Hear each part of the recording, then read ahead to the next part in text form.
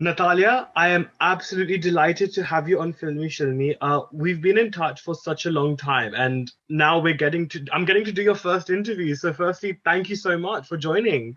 No, thank you, Anuj. I mean, I feel like we've known the longest, and it's really, really nice to get to do this interview with you as well. So thank you for having me. Wonderful. Well, look, firstly, congratulations are in order for the poster and trailer launch of Footprints on Water um, at Cannes. I mean, how was the reaction, I think, for you? And given the fact that this is your feature film debut as well in terms of the director, so how was how was the reaction there and the sort of response back at Cannes?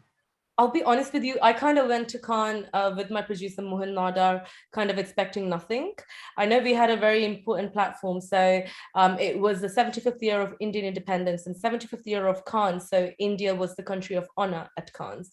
So this was the best year for India at Cannes like ever. So the Indian pavilion was amazing. The Indian government did such an exciting job lining up a lot of events and a lot of amazing panels for everyone. So to have an opportunity there to reveal our trailer was incredible. We had invited some of the best kind of film programmers, film critics, filmmakers, actors, and I'll be honest, like it was. I wasn't sure how it's going to be received. I mean, so far, people within our film have seen the trailer, but it was really nice to get a different perspective, and I think it went down really well. I was really humbled by some of the kind words that people said, and they're all really looking forward to the film. So I think it's all in all great. Brilliant, brilliant. Now, I think prior to Footprints on Water, you had a short film called Lehenga. Yeah. So tell me what sort of drove your decision in terms of Footprints on Water? And how did this story come about to you? What was it about this? Because I think you've co-written it, I think, with your sister, right? No, my sister's a full writer. Full So writer. sister Neetha Syam, she's the writer for Footprints. But of course, we've had a lot of collaborative discussions and everything, as any director and writer would. So for before Footprints on Water, I'd made a few short films, Langa being the recent one. It was quite well received in kind of like the British Asian network, especially. And I've always been a fan of making films that's very personal to me. And Yeah. so I came to the UK at the age of 10 with my family. We moved over to the UK, and I kind of came with a lot of hopes, like like kind of Kabhi Khushi Kabhi Gum kind of a feel. I was just like, it's gonna be fancy. There's gonna be sport cars everywhere. It's gonna be just like so posh. And I landed in Southall, which was very opposite to that. Not that it was bad, but it was just total opposite. And I found a part of UK that was really not the glam side. I saw that there were a lot of migrants around us, and some of our family friends even were illegal immigrants. And I just didn't understand why people would work for £1 an hour or £2 an hour. And this is something that was very intriguing for us. So when we decided, like, I went to film school, and while we were there, Neetha also wanted to get into writing. So we said, let's make something that we know a lot about, which is the immigrant life in the UK. And this whole idea of, we kept thinking, what if somebody who's an illegal immigrant, what if they go missing? Because they're invisible at the end of the day. So what happens when the invisible goes missing is our entire plot. So that's how kind of it came about. I'll be honest, we had about 4 years of development. We spoke to hundreds of people, especially in Southall, Hayes, Hounslow, surrounding areas, but they were migrant centric. And then once the research was through, then we kind of put in real life backdrop stories into our script. So when hopefully, when you guys do get to watch it, it's nothing, exaggerated. It's kind of as reality as it is. And we've made a narrative around it. That is so interesting. And I think we've had like but because you mentioned Kabhi Khushi Kabhi Gum, and we've had mainstream Bollywood films actually which revolve around the subject of illegal immigration. I think the most recent one being Namaste England, Mhm. featuring Arjun Kapoor and Parineeti Chopra. But when it comes to this subject, how it must have been very tough for you to get that balance of sensitivity and making sure you do portray that subject matter in a very delicate manner. So what were some of the challenges for you as a filmmaker when presenting this topic? Personally, I mean, apart from the other challenges, COVID was probably the biggest challenge that we had. So we shot this entire film right bang center in the middle of COVID, before the vaccine and everything. So we started filming in December 2020, and we did a month in the UK, and we had to wait for a Kerala schedule because I wanted to show the contrast of what what the migrants go through. And then that happened around April, May time. So there was a lot of challenges around that. But topic and subject wise, I think we were quite careful and kind of, I didn't want anyone to kind of sympathize with the characters because, oh, they're illegal immigrants. I wanted to kind of show them, like with Adil's character, every character, we've kind of shown them with a lot of authenticity that, they're the flawed humans we all are.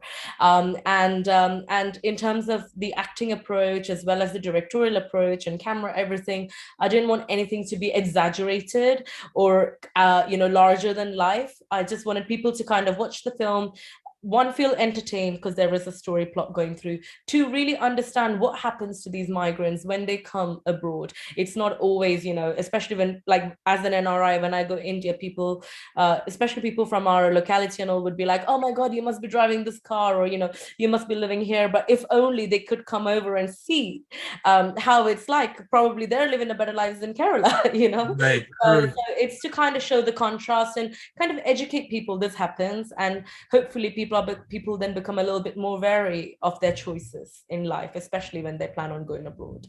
Interesting. I think it also revolves around that whole utopian, that I think utopia in a way is presented in a bit of a dark way, I think, perhaps, because that's exactly like you said, there's so many assumptions made. People suddenly think that I'm like the Yash Chopra hero, literally living in Hemel Hempstead and, living the life. But unfortunately, not all of us are. We also have similar struggles to what I think perhaps our family in India have. Of course, the infrastructure is very different there, but it's very interesting how you mentioned that. I think what I find really fascinating now, I really don't like bracketing and adding these tags into it, but you are the first South Indian female director that we have in Britain, I think, in that sense, as presenting a story on a more mainstream front. I mean, sorry, again, I know tags is something which I do not like to do, but I mean, it's such a historic achievement. So what do you think, Nathalia, you'd like to do in terms of presenting stories from your culture and from the sort of world that you've grown up seeing and presenting it to British audiences? Tell me a bit about those influences in your stories and your films. So for me, I think it's really important. Like I said, one, it should be something I know about. It should be a topic that I am very well, have a very good understanding on. Second, I'm very passionate about showing, even because, I went to film school here. I mostly work with the British industry, but I'm very passionate of showing films with Indian characters in, because I think that makes our both industries a little bit more transparent. And rather than it being Indian cinema and British cinema, it should ideally be world cinema. Rather than kind of giving tax to industries. So I think the more such films that we do, where we show characters from India or South Asia, and we have them have stories and narratives where diversity becomes so much easier then. Because I know the British industry struggles with, there's a diversity quota and there's a diversity bracket, but if you were to show more diverse stories around, then I think the problem's kind of solved in a way. So I wanted to kind of show more characters and more stories of what I'm very familiar with. And kind of put it in a world palette, because when it becomes a British film, then for the world, like a British Indian film, then the world audience sees it. So it's not just people in the Britain and India that watches it. Around the world can enjoy the film as well, and then we become kind of more prominent in the map, if that makes any sense. So that's something that I'm really, really, really passionate about. And I think this is a really larger battle that we're all facing, especially us as Indians and as South Asians. It's that whole sense of equality and accurate representation. Because for a while, we had Apu and Simpsons, which definitely is not by any means a very accurate representations of us as Indians and us as Hindus also. So I think it's very interesting how you mentioned that. But given the fact that you have obviously grown up and your experience does lie in British cinema, how far away are we from that destination and that goal of having equality, do you think? I think I'm quite far, if I'm being honest, because I think there's a lot that needs doing in the industry, especially because before I got into the film industry, I started off like most people do. I started off as a runner, and then I moved into becoming an AD, and years of like everything you can name it, driving, cleaning, everything on set. So I was just particular that I do these jobs on a film set, so I feel closer to the ultimate goal of, you know, working in the film industry. Even when I worked in most of that, diversity was a big issue because I didn't feel that, you know, there was enough of us there. Maybe because, you know, of different external factors too, but I just feel like the opportunities for us to, because I feel like the British industry, as well as any other kind of, you know, non-Indian industries, pretty much like it's a bit closed off, and for you to understand what goes inside, as you can understand, you know, like to break through the walls is it's quite a tricky thing. Absolutely. So I think the start is really good. I'm quite comfortable with how Footprints have come out. We're also planning another film for end of the year, and for that, again, I want to use mainstream Indian actors and have a British film made there. So, you know, more films and like more directors like myself and more producers like Mohan comes on board, then I think it will eventually over the years break the wall down. Hopefully that's the, it's definitely a start. Definitely. No, absolutely. I mean, when we talk about mainstream, you're certainly one who has worked with some of the biggest names in Malayalam cinema. In fact, when I first met you and we spoke about the names that you know that you've worked with, I think I was literally absolutely gobsmacked. I was like, oh my God, you actually got to work with them. Like, you've worked with Mammootty, you've worked with Mohanlal, Nimisha Sajayan, who's done phenomenally last year in so many films, including The Great Indian Kitchen. You've worked with her also. So I think, you know, so do you kind of feel like the fact that you're able to bridge, you know, the sort of gap between independent British cinema and, of course, the mainstream Indian cinema, do you feel like this is a bridge that, you know, filmmakers perhaps have not been able to get because of the fact that there's been a lot of difficulty, like you said, the barriers that were there? Do you think that's been the reason why? I think mostly it has something to do with the market as well. Say, for example, you know, if we get, you know, some fantastic people that I've worked with from India, like say, you know, we get actor X from India who's like super famous in India. But when you do a British film with that person, the market is the international audience. So, you know, then people in India would watch it, but then maybe they're expecting a different kind of narrative out of them, you know. So I think that's basically where it becomes a bit confusing. But I believe that if you have the right content that anyone can connect with, especially, you know, with the rise of all the OTT platforms, and, you know, we've got hundreds of films coming out every day. So with the rise of that, if the content is right, then with the talents these incredible people possess, you know, I think we're in for a great space within the British independent cinema where we can showcase some of our best talent with great content for the world. So I think that is a very good marriage if we can make it work. Oh, absolutely. Now, as I said, I mean, because you've worked with some great names in Malayalam cinema and Indian cinema as a whole, which filmmakers generally would you say have really inspired you and kind of have played a major role in the style of filmmaking? I'll be honest with you, like probably the first person I'd yell out for is Ashka Farhadi.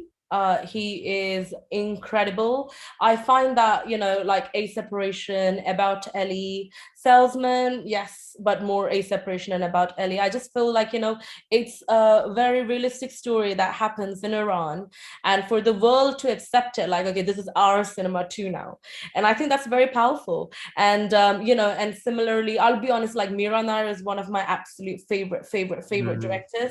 I think she really, and so is Agurinda Chada. When you get directors who really bring out talent from different parts of the world, but you serve it in a world palette, I think it just makes the palette more interesting for the world to really see. And I think our audiences, you know, like back in the days, we used to wait for a film to come out. We'd think, okay, I like thrillers, but let me wait 6-7 months for a thriller to come out. You know, I remember thinking that, especially in Kerala, I'd be like, okay, I love horror films, but let me wait 9 months for a film to come out. But now you can find any film there is. So while we're in a brilliant position to, you know, where people are making as many films, then if more and more of us do this, then I think even say, like, you know, if you were to have more British films with Indian actors or Korean actors or you know, whoever, then everyone becomes very familiar to each other. Then it's like world kind of cinema. So I think that would be a very interesting approach. I mean, I think I'll get there. If not, you know, if somebody carries it on as well, that's fine. Interesting. No, absolutely. And you know, one thing that I must say though is, like, even in the British scene, even though it's great that we've had stories, Indian narratives shown in the British media circle. I do feel that South Indian culture and Gujarati cultures are two cultures and languages which are not explored as much. Like we've seen great Punjabi representations in films, of course, which Govinda has backed, but we're lacking the South Indian and Gujarati sort of narratives in the mainstream. Again, why do you think that is, and how do you think you can perhaps be that beacon of change as well? Just a bit of an extension of my previous question. So I think, so I'll tell you an example of what happened when we were developing. So I'd spoken to one of the producers that didn't work out. And so in Footprints, I wanted Adil's character to be kind of like a rootless, migrant. So he's originally from Bihar, and he's settled in Kerala. And from Kerala, he migrates over to UK. So he pretty much doesn't have any home or anything. And in Kerala, you do get a lot of, Bihari, Assamese, as well as Bengali migrants. And, especially in Mumbai as well, like everywhere, I think India is becoming very pan-India right now. So people are constantly moving around. So I wanted this character to come from Kerala, mainly because I wanted to show the rootlessness. And also second, I thought South Indian cinema, like South Indian representation is very little. I can't think of, a film, a British film that has Kerala in it, for example. Chennai, maybe, Tamil Nadu, maybe, but not Kerala, or like, people, places like Hyderabad, or, like Kannada language and all these like South centric places. So I spoke with this producer and I said, I want this character to come from Kerala. And then the person was just like, oh, just put it in Mumbai so then everybody can connect to it. And then I just kind of, that made me think. And I said, but everybody knows India as Mumbai or Delhi. Yeah. I think as a country with so many states, like, as a country where, the culture and tradition changes every 50 kilometers that you travel, you must have more representation. So then obviously it didn't work out with that producer for this reason. But one of the reviews that we got in Cannes was, we did have a few shots of Kerala and they just found it absolutely stunning. And there's so many people, especially I think a few people from the Belgian pavilion, they were like, which part of India is this? It's not like all busy and traffic. And I said, because this is a different part of India. And I said, in India, you get mountains, you get lakes, you get beaches, you get everything. It's not just Mumbai. So I think, the more people see it, then you need to show different parts of India. So I think that was one of the motive behind making it in Kerala, and hopefully more films I'll try put it in states that's underrepresented, because I think I'm all about representation. I think it's very important in today's time. So I think mainly to answer to your question is, it could be underrepresented mainly because people identify India as Mumbai and Delhi, and I think it's about breaking that down and saying, no, this is the rest of us, and we need to be shown as well. But obviously more directors and producers who would think this way, then I think it'll become a lot more transparent. It's interesting you said that, and I think that's what it is, because at the end of the day, like the film business, if we measure it, it's a supply and demand chain, right? Simple as that with any business. But I think, do you feel that that's why there's more of an onus on you on Footprints on Water, because obviously you need to become that demand for it to, I guess, work for future narratives and future representation as well? Do you feel like that in a way has added, I don't want to use the word pressure, but responsibility on you as well for this film? I'm not sure. I think definitely there's an interest in, I mean, these are tags that I don't like to associate with, but like, like the female director or British director or South Indian or the youngest, and all this kind of tags are there. But I think most importantly, the responsibility of representing Kerala, although it's just like, 5% of the film, but it's still there. And the idea that, in a British industry where there are lots of stories that's being produced every year, but to have a purely Indian migrant story, or to have a purely different nationality migrant story, it's quite rare. And I remember we shot in Birmingham.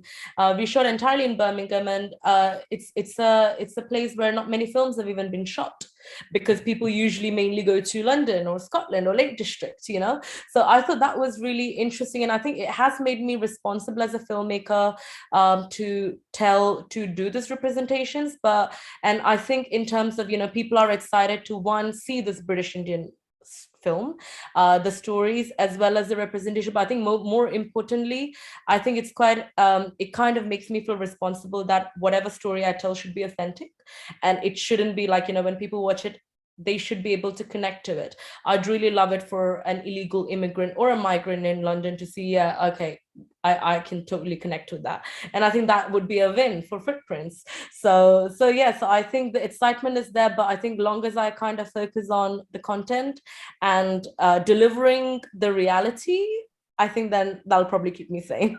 That's wonderful. Oh, that's very well put, I must say. But I think what I love about Footprints is the diverse casting that you have.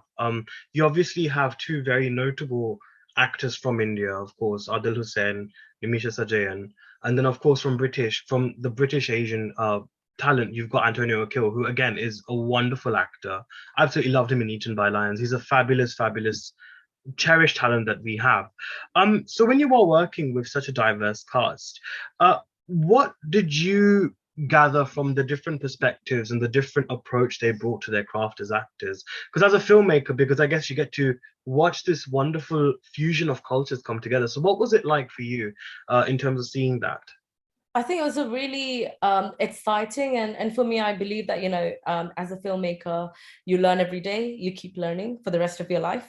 And for me, working with these three fantastic, and I'd also like to add Lena, who is a South Indian actress. She's also Oh wow. very mainstream. She is the one who plays Adil's wife's role. So working with Adil has been absolutely just brilliant. Like, he's probably the most down to earth, grounded human being I know. And he's become such a great friend, and he's a mentor. And I think having Adil play the main lead, and he was very understanding for me, for me being a directorial debut, everything, he didn't really, care of any of that. And he just really cared about the story. And Adil and I had a great relationship from day one. I think that kind of eased me down. Nimisha, again, she's just fantastic. It's like, she's just so chilled and relaxed, and having like the coolest time on set. And immediately, the minute we go on take, she's completely transformed. She's just brilliant. And the difference I found with working with Indian talent versus Antonio is, I think Antonio and I we had intense prep conversations, which was fantastic. I think that really helped me better as a director and him better as an actor. I think it kind of goes hand in hand. So what I think the difference would be is maybe, like, with Nimisha, she was just a little bit more chilled out. I think she probably does prep herself potentially, but with Antonio, we do it together. And at the end of the day, I think the one thing that was very common is there were just also such fantastic actors. And we went through a lot of obstacles with COVID, and there were days we couldn't shoot, and there were days where location permissions were withdrawn last minute because of somebody with COVID had been in. And Yeah. I thought, given all that, the actors were super supportive. They were just like, okay, we'll wait it out, it's fine. So I think the professionalism for the art of filmmaking, that definitely came through. So I think they all shared that, which just made it. And I think when you watch Footprints, you can really see in the film that people have really put their 100% in, and their hearts are in the right place. And of course, film is an industry, and it's a business, that's all there, but there is also this element of art that we all bow in front of. And for that, I think they've just done a brilliant job in just pulling it together. That's amazing. I mean, but again, because COVID-19 and the pandemic has really changed the course of filmmaking and the style movies are created. How did you not allow that to be a deterrent for you? I mean, it must have been quite like you, because I think you did mention it earlier in our chat about how it must have been very difficult, like how it was very difficult for you. So how did you stay focused and stay positive? Because it must have been mentally, emotionally tough for you. It's a very interesting question. It was super tough. It was super difficult. But I think I was kind of in a mind game, like, I'm already, like, I'm knee deep in and I need to get this out. And I think every day I'd just like wake up, and there are days where I'm getting notifications that, okay, we can't shoot into this location. So all the blocking I did with the DOP, I need to like rethink it and, create it on the spot. And I just thought, you know what?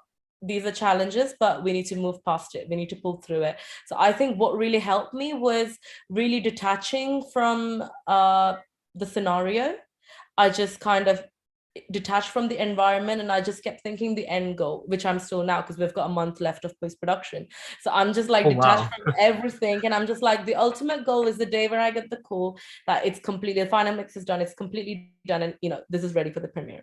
So I think looking at the bigger picture and not looking at the journey along the way is helping me. But definitely once everything's complete, then probably I'll look back and look at all the things. But it's been a very big learning experience. And I think also it was a really, like, I'll be honest, like it wasn't a very easy thing, that the way the film came to me.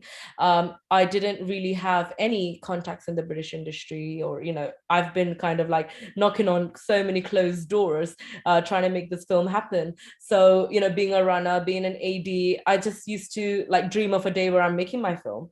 So when it finally came after 8-9 years of waiting it out, and I felt like, okay, all this is happening, but I still get to go on a set where there are actors, there are crew members, there are writers, there are producers. That's probably the best bet that I can have. So I think that kind of, maybe the struggles gave me the motivation, if that makes sense. Oh, wow. It's interesting. I find it very fascinating with you describing this process to me, because obviously you come from a background which is really, enriched, I think, in the creative arts and politics. And, I think Mukesh is also like your uncle, right?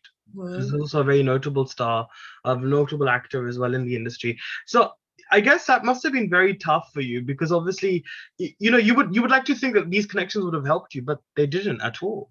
So I think that's very interesting. See, I think if I were to make a film in Kerala, I think the contacts would have definitely been of help. But I think me moving to UK at such a young age, and kind of, like, you can imagine, like, I went to a state school, and like, we had a lot of gun crime, and we had a lot of issues going on in the area I was in. So when you grow up in an environment like that, you don't really take things for granted. And for me, I was really clear that when I do make a film, I want to do it on my own, and my sister is there for me. So and as you can imagine, like, the area like Southall, Hounslow, all that area wasn't the safest 15 years back. So I remember kind of like thinking like, oh my God, this is the UK. And, so I would, every time I'd go to Kerala and I'd see all these fantastic, so I kind of grew up seeing my uncle go on sets, and, he's a fantastic actor. He's now a politician as well. So he does a lot of things, but I'll be honest, he's a mentor. Kind of, he helps me. He would say, okay, actor needs this kind of a space and all that. That all he does. So I think if I were to maybe move to India and make a film in Kerala, it might have come in handier, if that makes any sense. But I think bottom line is, end of the day, film industry is somewhere that you need to put a lot of monies in to make a film, and I think that doesn't come so easily. And also I thought, as my debut film, I really, really, really wanted to make it on the topic that I wanted. And I don't think illegal immigrant story entirely in Malayalam would have the same effect as Footprints does now. So it was kind of like a calculated move that we had. So I thought, making the film in maybe 2 years versus making it in 8-9 years, I thought, okay, let me just wait it out. And I thought along the way, I'll just probably have more life experiences. And, the more struggles mean more ways of me connecting with more characters. So that's pretty much how I went about it. And also with the connect, and like, say, when we were filming in Kerala, I thought it was really helpful because, like, to put the crew together, to put a few actors together, because we're quite known in the industry, it helps, definitely. But when you come to the UK, nobody really knows the people back home. And I can't knock on Pinewood and say, oh, I'm from this family. Nobody really cares. you know? And it's interesting you say that as well, again, because I was reading Priyanka Chopra's memoir, and again, imagine her being such a huge star in Bollywood. Even for her to begin her journey in the West, she also had to go through the audition process again. She had to get herself known within that market as well. So imagine, even for her, it was so difficult, and she's such a huge icon. So I know it's tricky. See, and also I think also there's this level of accountability as well. I felt like if I were to start in Kerala, I kind of have to like hold up a certain name and being part of the family and things like that. But here, I don't think anybody really cares. But it kind of allowed me to kind of focus on my own space and not be worried about any external factors. And if I were to do well here or not, it's in this circle, which I'm hoping, I mean, with the way things are looking, it should be good.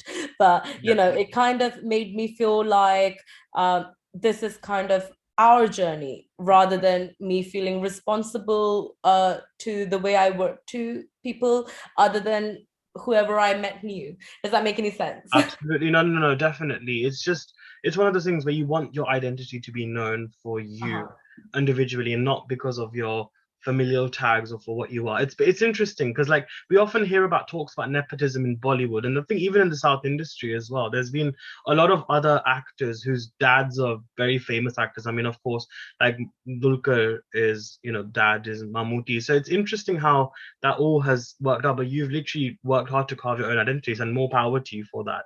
Thank you.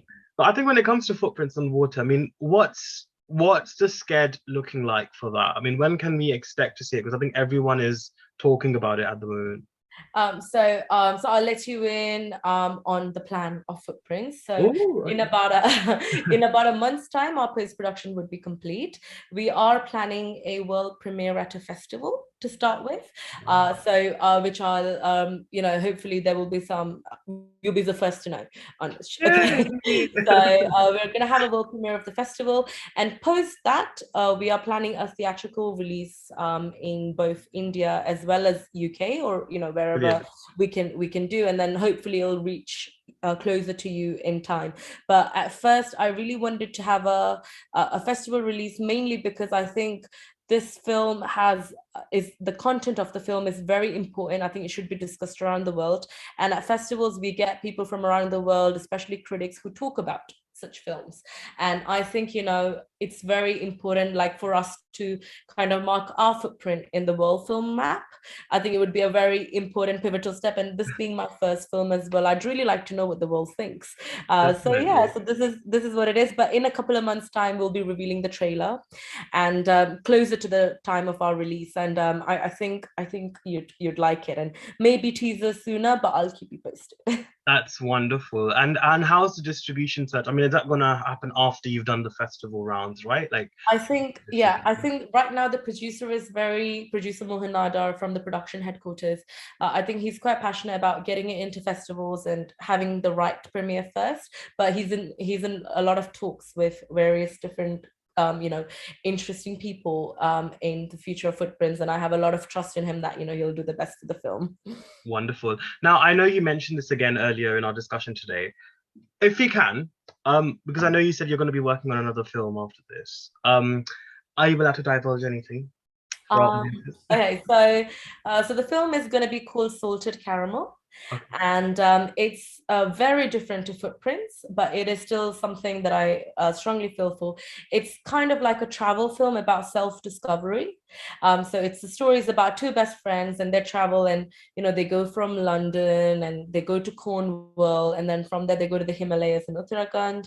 So there's a lot of travel in the film, and it's about self-discovery. So it is a very important story that tells you how you kind of make terms with your own life, and it's a journey of two best friends, and I'm really excited for it because it's going to have a very different, complete opposite tone almost to Footprints. Like for me, because I travel a lot and I've just always been, again, I want to do films that I can talk about, that I know about, and being somebody who's just always really loved this whole concept of self-discovery and coming to terms with life. I think we all are in our lives too, trying to figure out. We've got two, which we'll reveal once confirmed, two interesting, very amazing actors who are, again, Indian actors, but who would represent the British industry through this film. And the film is produced by the production headquarters, Mohaan Nadar, again. Oh, lovely. So I'm excited to work with the same producers because they're just so fantastic and they're really great.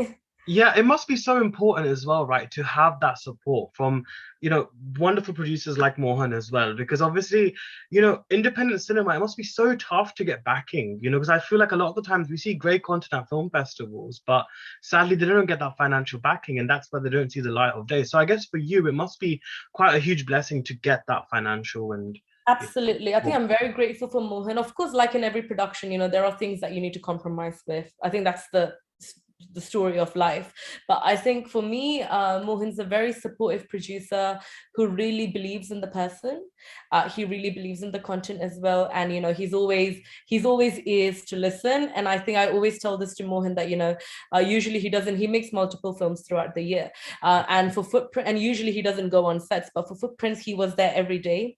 And because we were shooting in at such difficult time, I remember when we went Kerala, he wasn't planning on coming, and I said, I think you should come, and there's so much going on, and he even came for that. So I think he's literally, we've all put our like we say, sweat, blood and tears into the project, so hopefully it will reap some benefits. That is absolutely wonderful. But honestly, Nathalia, I think for me this is very special because obviously number one, this is your first ever interview that you've given.